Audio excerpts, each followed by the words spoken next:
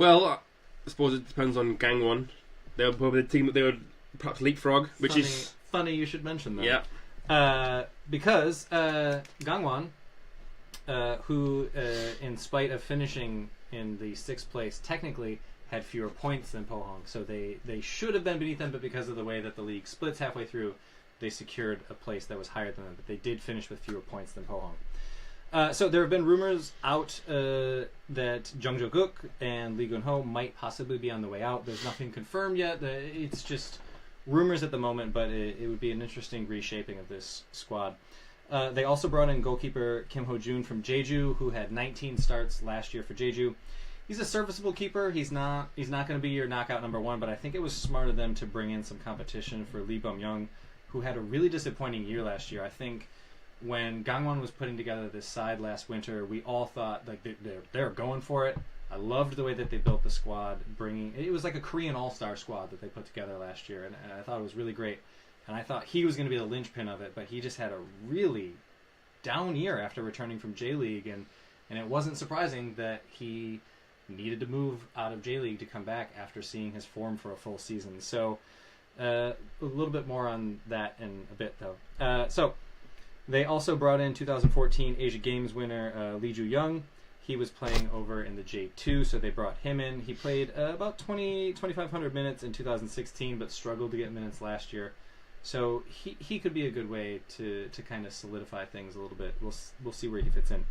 Perhaps most excitingly for Gangwon, though, they brought in Australian defender Dylan McGowan, he's a fringe Socceroo right now, but he's on loan from the first division in Portugal right now. So it seems like this is kind of a test run for him for one of the better leagues in the world right now. So it'll be interesting to see where he fits in. He used to play for Adelaide United for a long time. He won the title with them twice in 2015 and 16.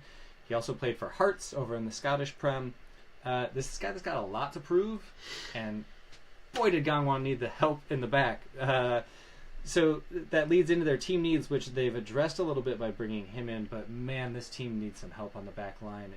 Talked about the goalkeeper situation. They allowed 65 goals last year, but more than the goals allowed, they only held 3 clean sheets last year. 3 clean sheets throughout an entire season when they had arguably the advantageous home field where they were playing with a ski slope behind one of the nets. So if you can't get that to work out for you, I don't know what will. I am almost out of time. So yep. I will just say that a lot of this is going to depend on what happens with their veteran strikers. Also, they need goal scorers because only Diego Mauricio scored more than 9 goals for them. He was the only double-digit scorer. So, for me, the resolution for them after the squad that they've built with their intentions, it's ACL or bust for them this year. Get into ACL. It would be interesting to see how they do that, depending on how transfers go down, but that's got to be their goal. Paul? Stop skipping leg day, because they are very top heavy. They've brought in Dylan McGowan, as we've just said, so they are looks like they are addressing that, because if they can sort the defence out, then they have a chance. So yeah, that will be my New Year's resolution for them. I just said deliver on the threat that you promised last year. Yeah. There was supposed to be a lot more, and they kind of just limped to the finish. So. Well, we saw it in glimpses, right? We saw that in glimpses, even at the end of the season when Seoul was trying to cling on and they had a chance to get up to the third, and Gangwon just beat them down. I think it was 4-1. Was it 4-0? It was 4-0. Could have been 4-0. Yeah. I mean, it was bad. Thorough. It was bad. It was thorough. Should we check in with any questions? Yeah, we've got a few here. So quickly nipping back to Daegu. Scott says Daegu is his outside bet for the top half. Yeah, I could see shout. that. I would have thought so if they kept Evandro and because they had Junior. they worked really well together. Yeah. So we'll see. Matt Lee says find another Jonathan for Daegu. Oh yeah, that's a good. Yeah, because a lot of folks might not know that Jonathan did break into K-League with Daegu. Yeah, and having a Brazilian as a manager, he will know the second division in Brazil, where a lot of K-League players come from. He will have those contacts, and if there's any team that could now, even more so than in the past, unearth some more gems, it's going to be Andre and Daegu. Well, and like you were saying, with a foreign manager, I think it's really easy to sell Brazilian players on coming all the way across the world to Korea and playing in a completely new foreign environment when you have a Brazilian manager. Yes, exactly. Hunky Song said Daegu has a new stadium in 2019. Yeah, can't wait for that. Which looks also the renderings for that also. So a lot of nice stadiums coming in the next couple of years. So it's good times ahead, I hope, for K-League. Mount Lee said again about Pohang has a lot of young uns in the squad. They've joined the squad, so it could be a sign of rebuilding. Yeah, look at my notes. I didn't want to touch too much on the university side because there's a lot of them. We don't know how good they are because teams sign young talent based on their potential, not on how good they are now. But yeah, they've been really busy. They've signed Lee Gun-ho, but not that Lee Gun-ho. There's an Lee Gun-ho that plays for Yonsei University, who's in the under-23 championship at the moment. But at least he doesn't have any kind of name to live up to in football. Well, at least he can fall back. He can fall back on his degree with the Yonsei, with the Yonsei Uni. Well played. But okay, so we'll move. There's a few more, but let's move on to the next one because we've got on time. So moving along in the top half of the table, up next, these guys. Okay. What a year Seoul had, and what a transfer window they are not having right now. So, obviously there's been one big departure so far. If you didn't tune in right at the beginning, we talked quite a bit about Daeon, which technically he didn't leave. He was a free agent, but as I wrote about on the site, as we talked about in person with him, every time we met with him, his preference was to stay. So I do kind of view that as a transfer because it was Seoul's decision first. Anyway. I think Paul touched on that a little bit about Suwon, and I wrote about it more on the site. So if you want to read more about Daeon, it's all on there. He's very good. And as we talked about with Daegu, Evandro came in, and it was just such poor timing that it was a couple of hours after the photo of Daeon in the Blue Wings kit came out. This had to be purposeful. Seoul said, well, hey, we signed a Brazilian for today. We signed Evandro, and I think he's a solid player, but these comparisons are just not going to be fair. He scored 11 goals last year, which is good, but to make him that comparison, I think was really unfair of the club to do. So hopefully fans don't hold that against him. What excites me about him, just his physical size alone, he's 186 centimeters. So hopefully they're going to move away from the target forward style that they did have and actually use that midfield a little bit. They also, maybe the most touted signing is that they signed Korean U20 Cho Young-uk. He has 7 caps at the youth level. He's never played professionally. I can't get that excited about this because I don't know that much about the player, and I think he's a little too young. I think to put too much pressure on him this year would be a little too early, but he is a name to watch, and I think a lot of people are very excited about him. I saw him in the Under-20 World Cup for Korea, and he was very good.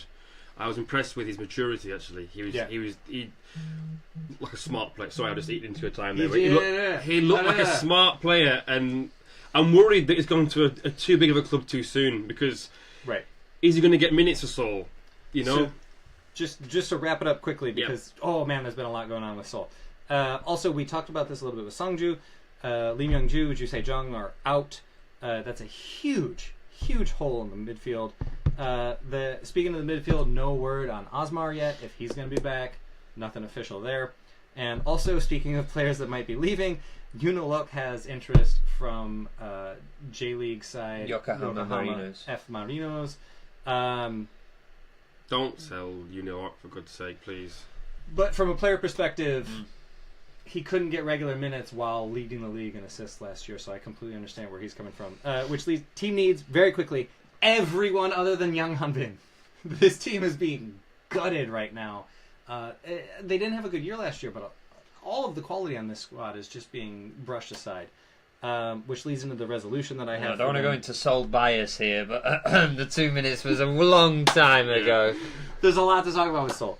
So the resolution, which I'll get to quickly, is just find an identity. Find out who you are, because this team has been gutted. Hwang Sun-hong obviously has a vision that the board has trusted him with. Find out what that is and find it out quick, because Seoul had a terrible year last year, and they don't have a lot of time to figure it out before they're just going to be brushed aside by a lot of really talented teams. Matt. Follow that up. Avoid relegation. No, Champions League qualification, no excuses. Yeah. For me, it's more about the manager. It'd be his resolution, or rather what he should be doing is to prove that he is a good manager, because he's had a tough year last year. There's always going to be question marks over the league win in 2016 because of how that transpired. Last season was a disaster on all fronts. League, Champions League, FA Cup.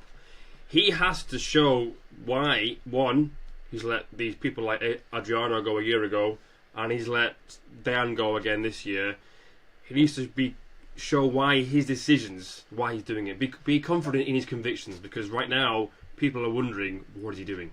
2 years in a row they've let their top scorer go, which is something you pointed out to me this week.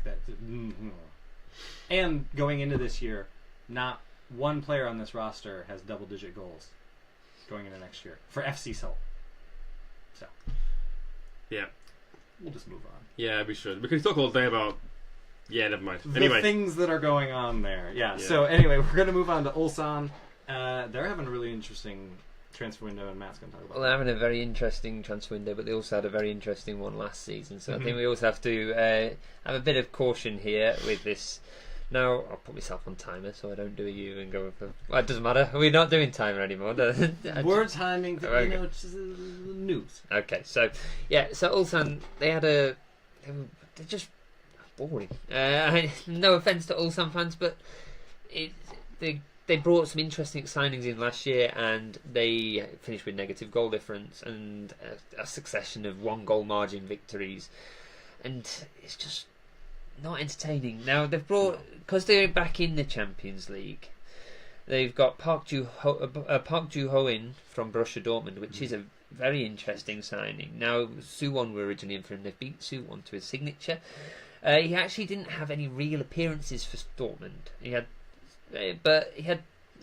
7 in 2 years.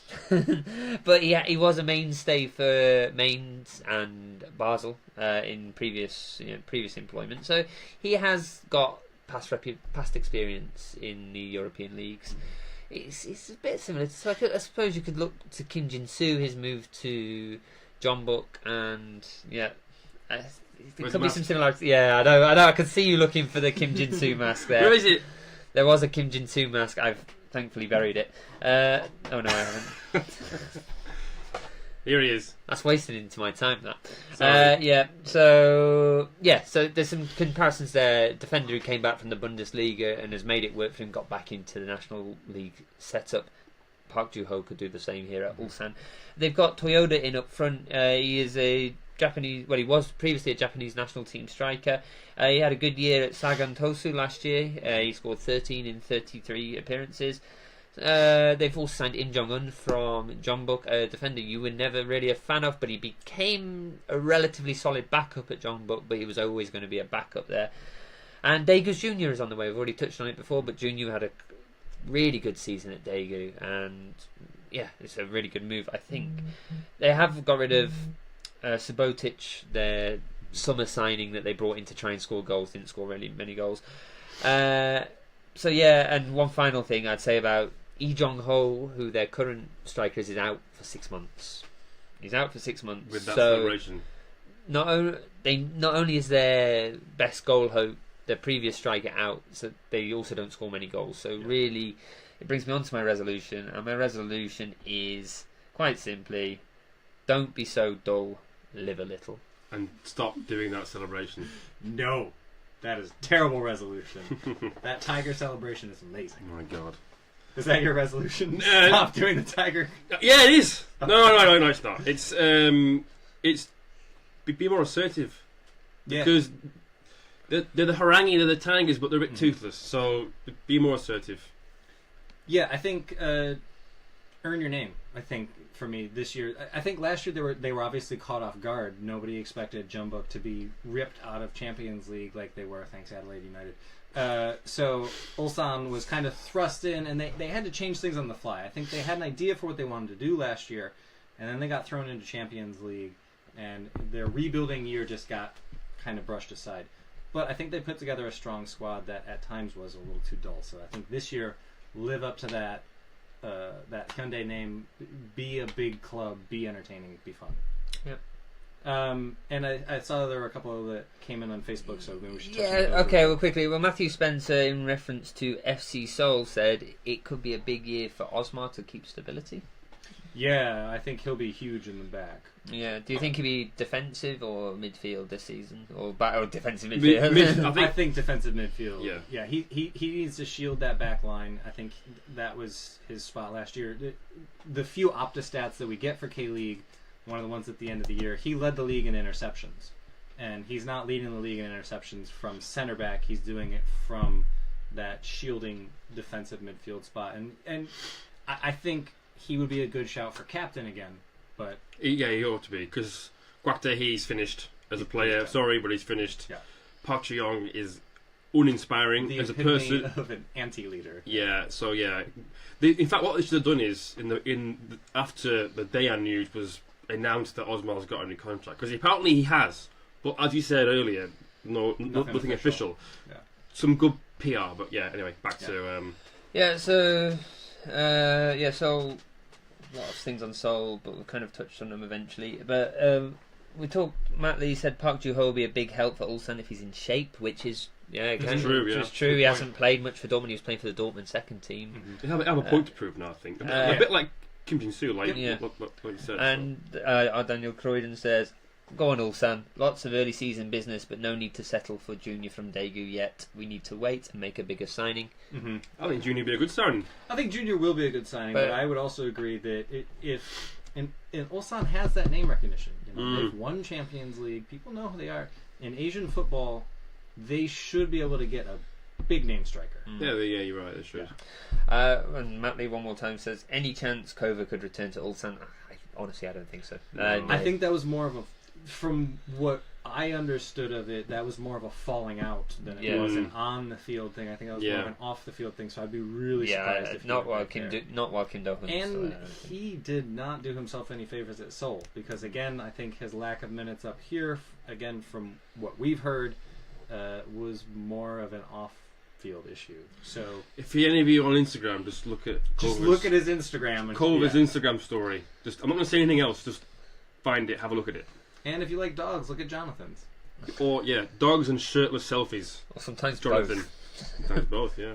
Yeah, it's a fun game for you to play with your friends. Speaking of Jonathan, up next we have a team that's been arguably winning the transfer season. And Paul, you've got them. Yeah, it was, as we talked about earlier, Jonathan was a huge blow for the league, because he was by far, in my opinion, the best player in the league last year.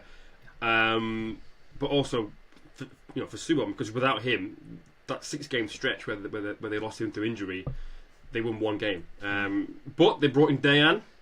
If they're gonna bring in guaranteed goals, then who better than a legend like him? They've also been quite busy with sort of players that will play in and around Dayan. Waguinho from Bucheon, I think, is a smart signing. Mm-hmm. He got 11 goals in the challenge last year from Bucheon, but on the right wing, which is a solid return. He's a good player. And they did lose Kim In-woo, who's gone to Sangju, as we already talked about. Big blow, scored 6 goals from left wing back.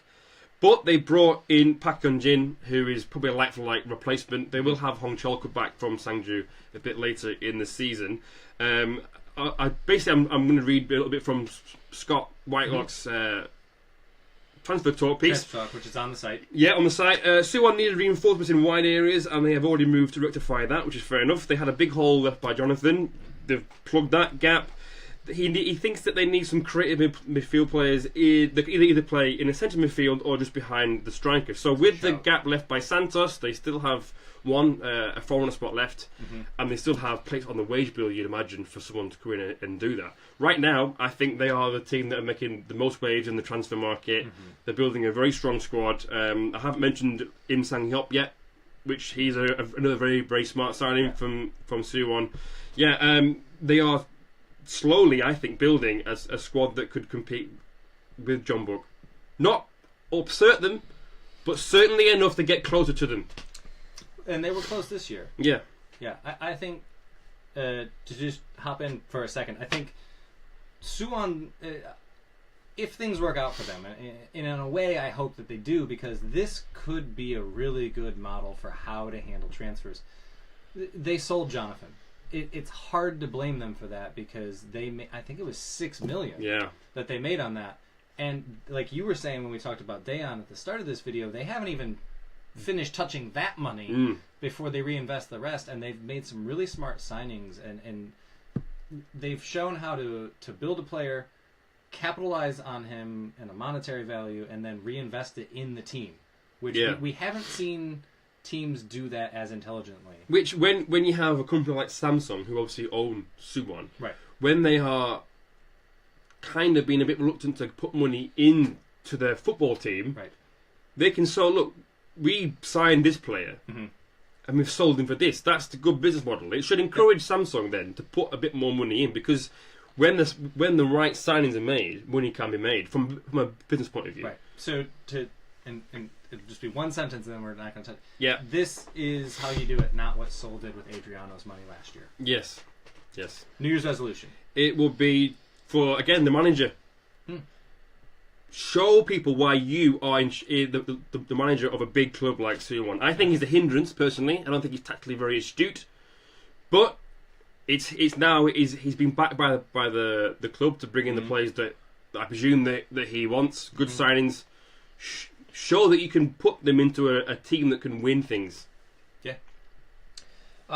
Deliver on the noise, the transfer noise. They had we're forgetting that last season there was a lot of people who opted for Suwon to win the league. Myself included, So, a lot of people thought Suwon would win the league last season. They didn't deliver on that transfer noise. They've been very, very noisy again, which is great. It's great for the headlines, but let's actually see some results from it. Yeah, that kind of leads into mine, which the squad that they've built, where they are, the resolution for them: win the league. Win the league. Challenge for it at the very least, but I think this club's goal this year should be to win the league. I think it should be for the ACL, personally. That'd be great. I think to go in direct competition with Jeonbuk in the league, I still think, despite the signings are a bit short, Jeonbuk does have the depth because of how good they are and how astute Chekang is. There was a question about that though, so we'll get to that after, because that's a good point. But we did have a question come in specifically about that. Fair enough. So we'll move on to another Champions League side, and I believe, Paul, we're sticking with you for Jeju United. Yes, Jeju have been kind of busy in signing quite a few university players, but as I said, they're a bit of an anomaly. We don't know much about them. They brought in some Brazilians, Thiago Marques and Robertson. Now, Thiago Marques played for Juventude, if I'm saying that right, in Serie B. And Robertson was part of the Brazilian under-20 squad in his younger years. He's about 28 now. But again, it's hard to really say how good these Brazilians are going to be. A lot of players come to Korea having had journeyman careers back home in Brazil and been very successful. So it's hard to really say. They've been more busy with the outgoings, unfortunately. Obviously, we knew that Yoon Bik Gram would eventually leave and go to Sangju. But one that has angered me in particular is Lee Chang-min. He's gone to Shabab Al Ali in Dubai. They're not even in the ACL, obviously, because teams in the Middle East take part in the Western side of the Asian Champions League. It's a big risk that in a World Cup year. He just about broke into the Korean national team. He got some minutes, not as much as I hoped that he would in the East Asia Cup. But it's a big risk, and he's gone for the money. He's not gone for the football. It can't be. Not leaving Champions League. That league that they play in over there, it's not going to be as good as the K-League, and it's a big risk. But in terms of transfers for Jeju, they need to plug that gap. He's a very creative player. When they were in the Asian Champions League at the point before they got knocked out, he was in the top 5 chances created. He scored a few goals from midfield. Some wonderful goals. So he's a big blow. So they need to get, in my opinion, an out-and-out striker. Because right now they've got a lot of like Magno Cruz is like they play on that front 3, but none of them that are going to be the focal point. And they need a creative midfield player to plug the gap left by Lee Chang-min. Yeah, and Yoon Bik Gram is gone. Yeah, exactly. So it's in midfield. I think they've got a good defence. They've got a good sort of wing areas, but yeah, I'd go for Pops a goalkeeper. I would like to see them go for either Kim Dong-jun at Songnam or That'd be a good shout. Cho Hyun-woo at Daegu. Now, out of the two, I think Kim Dong-jun will probably be the easiest to attract because, again, it would be a risk for Cho Hyun-woo to leave Daegu because he's guaranteed number one spot there at Daegu. If he's again breaking into the Korean national team, if you're going to go to a bigger club, there's a risk you're going to get left on the bench, and then it's going to hurt your chances in the national team. I think Kim Dong-jun is the opposite. He will be able to go to a classic team and get noticed more playing at a high level. It'd probably help his chances, and I'd probably imagine, given that they're having a fire sale, it seems at Songnam, might be able to get him quite cheap. Yeah. And I finished. Okay. New Year's resolution for them. New Year's resolution is to just improve on last year. They keep making incremental improvements in the league and in the Asian Champions League, because last year was the first time they were in it for a long time. Mm-hmm. They finished second, which is the highest ever finish as JG United. They finished, well, they won it as in their old guise as Bucheon SK, but as Jeju, they finished second. I'm not saying they're going to win the league because I think that's going to be Jeonbuk's again. But in the Champions League, try and go that one further. Yeah. Quarterfinals. Win the games that matter. They spanked Jeonbuk 4-0 when Jeonbuk had suspensions and injuries, but when it actually mattered against Jeonbuk, they folded, and they did it twice. They had to win. They lost 1-0 at home to Jeonbuk. They lost 3-0 to Jeonbuk for the title. They performed very well, lovely attacking football, but when it mattered, they didn't win the key games, and that's the difference between first and second. Yeah, exactly. And I actually can't improve on either of those, so my resolution is to do their resolutions. So before, shall we go through the comments? Yeah, because we've already got comments for Jeonbuk, so we'll merge the Jeonbuk comments in, and let's just go through. Yeah, let's just touch on Jeonbuk, and then we'll get to all the questions after. Okay, because we've got quite a few hurdles. Okay, let's do that. We're just gonna wrap it up, and then we'll just get to the questions. All right. So put myself moving on up to this timer. lovely new crest, which it's a thing. They were the champions. Matt's gonna talk about them. I am. So yeah, champions. Like always. Well, more often than most. There's no major surgery required really with Jeonbuk, just minor tweaks. The one thing I would say is that they stripped their club down, stripped the squad down ahead of last season, and they need to now build it up because they've got Champions League. And to do that, I think they need another signing in midfield. They're currently looking at midfielder Son Jun-ho, who there's a bit of a transfer saga.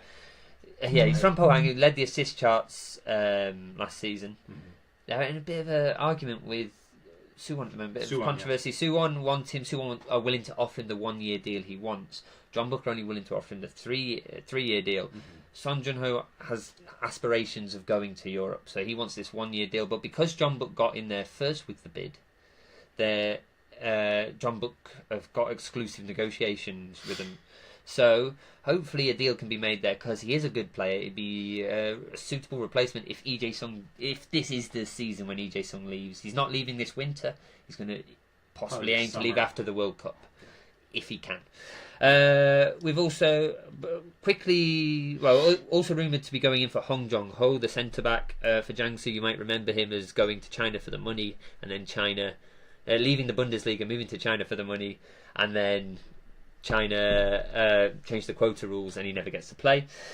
They actually have signed a couple though as well. They've signed Song Bong-keum. He is the under-20 keeper from Korea University, but he also played for the Korean under-20 squad. Mm-hmm. And he seemed to attract interest from Germany and some other places. But Jeonbuk managed to get him, which I think is a very, very good signing, because what we saw last season, Chae Kang-hee actually doesn't rate his keeper that highly. Hong Jong-nam is a good keeper, not great. I'm going to continue just to finish this sentence. So last season when Kim Min-jae was injured, because of the under-23 quota in K-League football, where you have to have a under-23 player on the pitch to make 3 substitutes, if not it's only 2, he used to just remove the keeper and put in the reserve keeper. This year our reserve keeper is 24. And as I said there, I apologise, but Jeonbuk's reserve keeper is 24. This year, getting this young lad in, the Korean under-20 keeper, there's been some worries that he's not going to get game time. I think he'll get game time at Jeonbuk, and I think it's a good signing. But what they need, I think they just need depth and a striker. Obviously, striker. Edu's gone. Eddie's gone, Idong Guk is 39, and Kim Shin-uk just scraped into double digits. Well, if Kim Shin-uk can play like he did against Japan in the East Asia, well, not a final, but the last game of the competition when he was on fire, almost scored a hat trick. That. Where's that Kim Shin-uk? Well. Yeah, well, there's 2+1. There's 2 foreign spots and 1 Asian spot available for Jeonbuk, so they can get a bit imaginative. Anyway, so there we go. So not major, only minor tweaks, not major surgery. Right. Yeah. So, New Year's resolution for them: win a double. Ooh. Well, it hasn't been done since Pohang. Jeonbuk are going to win. Jeonbuk win the league every season. Yeah. Do something more. You can only win it better. So win it better. Now you're going to have to win. Win it better. Okay. Yeah. Make up for lost time in the ACL. Obviously, we're in it last year through non-footballing reasons. Go out and win it again. I think with the pulling power that they have as a club, it's well within their reach to go and win it again. So for me, prove yourself on the continent like you did 2 years ago. Yeah, I agree with that. I like to just tear down every Fox Sports article. My New Year's resolution for them is just go and win ACL. Yeah. They don't need to focus on the league. They don't. The prize money in K League is about $500,000. The prize money in ACL is $4 million. And also, financial things aside, you've won the league 5 times. There's nothing to prove in the league. I'm not saying that they shouldn't try to go for the league, but as far as prioritizing goes, I think they need to prioritize ACL this year because they're the Korean club that can really make noise there. Yeah. So. We had some comments come in though. Okay, so we'll wind back. Go to start with Suwon. Now Suwon, we had Scott coming in with Jonathan. Forgot about him. Okay. Who's got accused of soul bias for cutting off Paul there at the end. I don't understand. I think more anti-Suwon bias, surely. No, I'm joking. Wouldn't have any of that on this show. Definitely not pro soul bias. Anyway. Chae Kang-hee, Scott is going on to Chae Kang-hee there, saying that Chae Kang-hee is definitely the difference maker for Jeonbuk, the most underrated name in the K League. He's the Sir Alex Ferguson of the K League. There's comments against Scott's comment there, but it's hard to disagree. I just think that results, man. I've rallied against Chae Kang-hee, and I've learned to accept that sometimes it's better the devil. You look at what's happened to Seoul. Yes, exactly. And would that happen if I know Jeonbuk has a lot of finances, a lot of resources to build on, but other teams have had, and I know they're not to the same extent as Hyundai, but I still think Chae Kang-hee knows how to win the league. Well, let's look at the 3 years that we've been covering the league for K League United. 2015 league champs, 2016 ACL champs, 2017 league champs. What other manager has that resume? Yeah, exactly. Well, yeah. And what else? We had Dan came in with something. What was Dan saying? We've got lots of comments in here. Thank you. Thank you, by the way. Thank you. That's definitely not a complaint. He's saying about Dayan. Can Dayan cut it at Suwon? I think absolutely.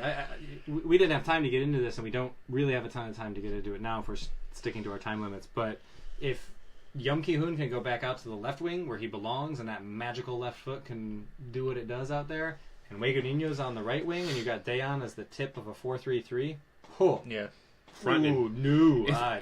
As Scott said in his transfer talk, if they can get someone to play just behind in that number 10 or attacking midfield role, then play an attacking 4-3-3. I don't know a team in the league that wants to face that. No. Yeah, I think that he can definitely get it done there. He scored 19 goals last year. And he will be so fired up. Yeah. To prove to Seoul and Hwang that he is worth a new contract and worth the outlay. And not ready to retire. Nope.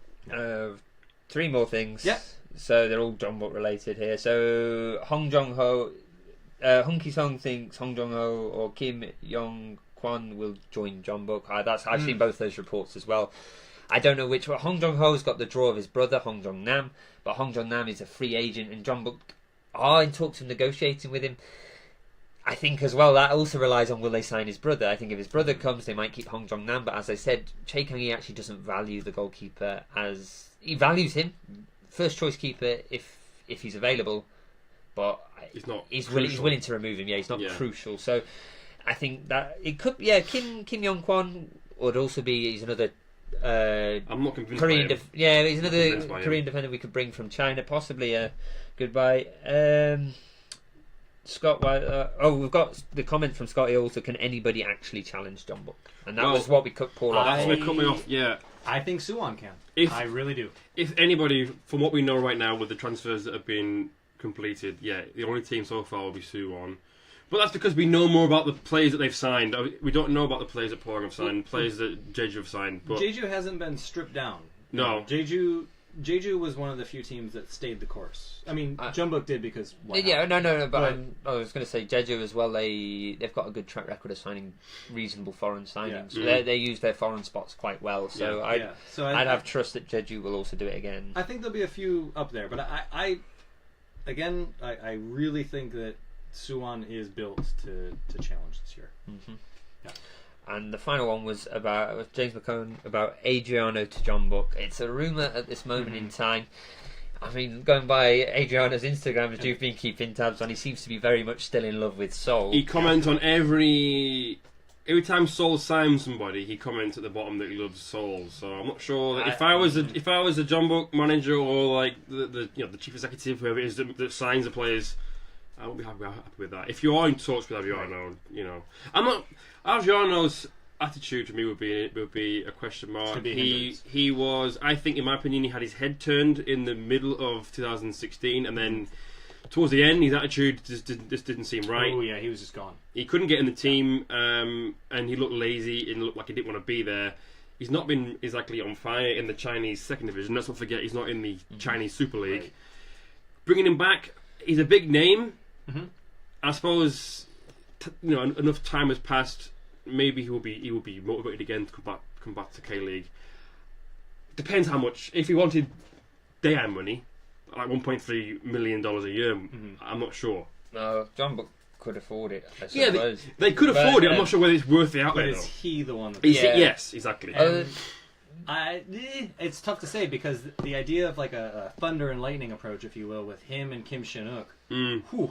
I'm not sure that. Yeah, that would be very good, but I'm not sure that. Who's thunder and who's lightning? I'm not sure that Che Kang-hee would tolerate his attitude. I think that would. I think it'd be a short-term affair. It'd be lots of fireworks and sparks, and then slowly fade away. Yeah, exactly. But I mean, we can't praise Dayan's signing, saying it's great for the league, and say that Adriano not coming. It's good for the league. He's a big star. But for John Book, it would. I don't know whether it'd be great for John Book, but it'd be good for the league if he came back. Throw him an Ulsan. Why not? Give him to Ulsan. Show them how to score. And then finally, Scott has said who are the top 3 predictions for the league. Now, this is a bit difficult because we're actually going to do a preview show. Yeah. So I'll say we'll leave it in suspense. Well, a lot of people are leaving their predictions in the comments, so I suggest if you have your thoughts, leave them in the comments. We'll be revealing ours. In due course. In due course, yeah. Mm-hmm. So that puts a pretty big bow on the transfer season, which just started. So I think we'll be back. We'll talk about ACL a little bit later this month because Suwon has a playoff coming up at the end of the month on the 30th against Kichi. Eastern, sorry. Kichi in Jumbo. Kichi is just in my mind because they signed Forlan yesterday. Yeah. Which will be Dayan's debut if he's fit, which I'm sure he is. So so we'll be down there for that. We'll talk about it a little bit beforehand, but we're gonna save the actual predictions for our prediction show. Mm-hmm. Where last year I said that Frederick Mendy was going to lead the league in scoring. I said Suwon would win the league.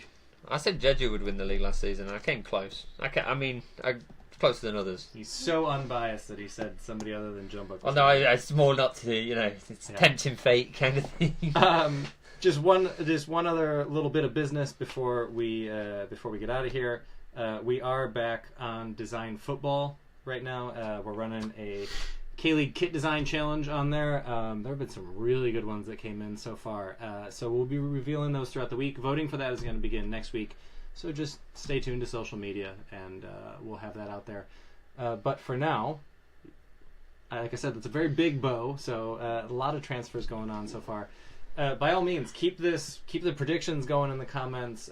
Anybody and this is something that we talk about in our transfer talk series on the site. Anybody you think would be a good signing for the league, a league-wide signing, like Diego Forlan would have been a really good signing for K-League, for example. He's on his way to Hong Kong. At 38, I'm not sure. At 38, but on a team like Junham.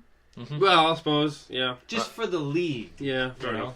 So, imagine Forlan living in Guangyang. They have a Starbucks now. Oh! There's a Starbucks there now. And a movie theater. But anyway, yeah, so anybody that you... We'll say a realistic... Yeah, realistic, not Messi. Messi would be great, but Messi's I think... not coming. I've asked him, he said he said, "Okay." Yeah. Was what he said. Yeah, he didn't. Yeah, it wasn't going well. So anybody that you want to see in the league or anything else on the transfers, we're going to be back sooner than later. Our little holiday hiatus is over, so we'll see you soon. So get those comments going, and we'll see you here or on Twitter at KLU United. And Paul's going to awkwardly come up and turn off the camera now, so I'll keep talking while he's doing it. So it doesn't at all seem awkward that Paul is on there. Well, too close, he's just going to... Okay. We'll see you soon. Thank you. Thanks for watching. Thanks for watching. Make sure you're on the ball. Click here to subscribe.